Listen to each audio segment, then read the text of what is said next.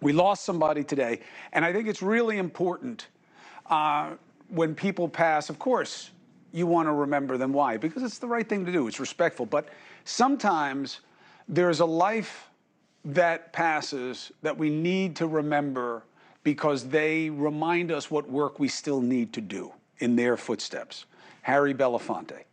We got to remember how we got here, who did the work, okay? And that is one of the reasons that I wanted to talk to you about him. I don't want to just remind you out of some kind of misplaced notion about what he meant to me, which is very true, and I want to get into it with it. But I want you to think about Harry Belafonte because of what he means to our legacy going forward, all right? Because all this noise that we have right now about Black Lives Matter and Antifa and January 6th and white fright and all the other nonsense to divide us, it's all tearing at the threads of the tapestry that Harry helped weave, a basket of rights and righteous indignation, a man who knew pain and purpose and beauty and tragedy.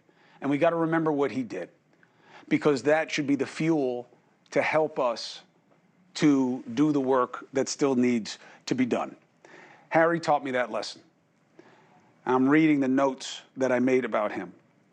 He died at 96. What a long life. But Harry would have said, man, there's so much more that he wanted to have happen that didn't.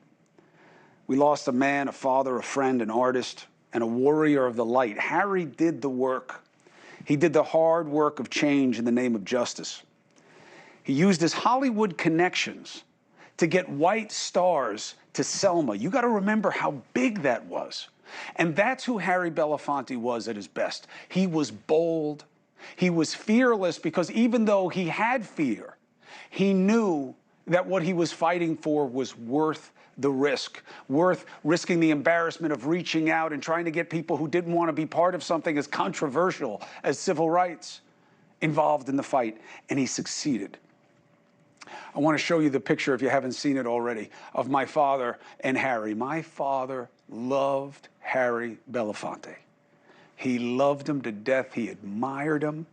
He wanted to be like him. And only part of it was because of how handsome and talented he was. And my father would always joke, Belafonte sounds Italian. They loved each other, but they were also kindred spirits of that sense of cause. My father looked up to Harry as a hero, and with good reason. Now, the voice, we were playing it a little bit before now. If Dusty wants to play it for it, of course we know. I mean, the guy was such a phenomenal performer. He broke through so many barriers. Hey, thank you for watching. Please go to newsnationnow.com, newsnationnow.com, and you can find NewsNation on your television provider. And don't forget to click the red subscribe button down below. Then you will get more of NewsNation's fact-driven coverage.